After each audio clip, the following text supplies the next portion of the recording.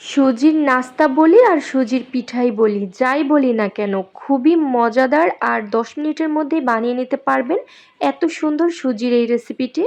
বানাতে লাগবে একটি ডিম, স্বাদ অনুযায়ী চিনি দিয়ে দিয়েছি। এখন ডিম চিনি খুব ভালো মতো করে আমি মিশিয়ে নিচ্ছি ২ থেকে ৩ মিনিটের মতো। ভালো মতো করে মেশানো হয়ে গেলে এখন দিয়ে দিচ্ছি হাফ কাপ পরিমাণ সুজি।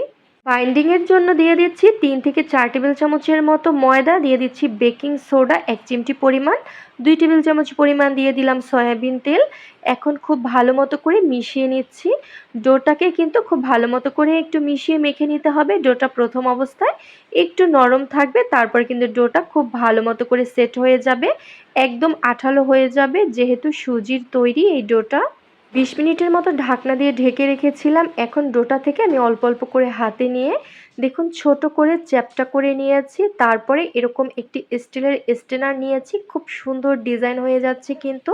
এটা কিন্তু বলে দেওয়ার মতো কিছুই নেই। আপনারা একটু হাতের দিকে লক্ষ্য করলেই বুঝতে পারবেন যে এই পিঠাটি বা এই নাস্তাটি আমি কিভাবে বানিয়ে নিচ্ছি।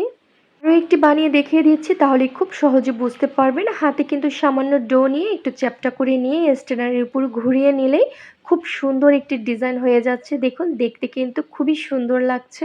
খুবই সুন্দর সুজির এই পিঠাটি বানিয়ে নিলাম আর এখন আমি ভেজে নেব। ভেজে নেওয়ার জন্য পর্যাপ্ত সয়াবিন তেল দিয়েছি।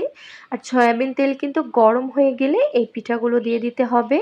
তেল কিন্তু আবার খুব বেশি গরম করা যাবে না, এরকম হালকা গরম করে নিতে হবে। আপনারা দেখেই কিন্তু বুঝতে পারছেন, দেওয়ার সাথে সাথেই কিন্তু বাবলসের মতো ক্রিয়েট হয়ে যাচ্ছে। আর এই পিঠাগুলো ভাজতে কিন্তু খুবই অল্প সময় লাগে, ৫ থেকে ৬ মিনিটের মতো উল্টে পাল্টে ভেজে নিলে হবে। আর এখন কিন্তু আমি চুলার আঁচ একদম লোতে করে দিয়েছি। প্রথম অবস্থায় তেল গরম হওয়ার জন্য একটু বাড়িয়ে দিয়েছিলাম। তো এই পিঠাগুলো দেওয়ার পরে একদম চুলার আঁচ লোতে করে দিতে হবে। তাহলে কিন্তু এই পিঠাগুলো উপর থেকেও সুন্দর কালার হবে, আবার ভেতর থেকেও কিন্তু একদম পারফেক্টভাবে কুক হয়ে যাবে। দেখুন উল্টে দিচ্ছি, ব্যাক সাইড থেকে কিন্তু খুবই সুন্দর কালার চলে এসেছে। আর বেকিং সোডা দেওয়ার কারণে কিন্তু প্রত্যেকটি নাস্তাই অনেক বেশি ফুলকো হয়েছে। সুজির তৈরি এই নাস্তা বা পিঠাগুলো কিন্তু বিকালের জন্য খুবই সহজ আর মজাদার একটি রেসিপি। একদম ঝটপট অল্প সময়েই কিন্তু বানিয়ে নিতে পারবেন। আর চায়ের সাথে কিন্তু এই নাস্তাগুলো খেতে অসম্ভব মজার হয়। বিস্কুট বা কেকের কোনো প্রয়োজনই হবে না, এতটাই ফ্লাফি হয়েছে।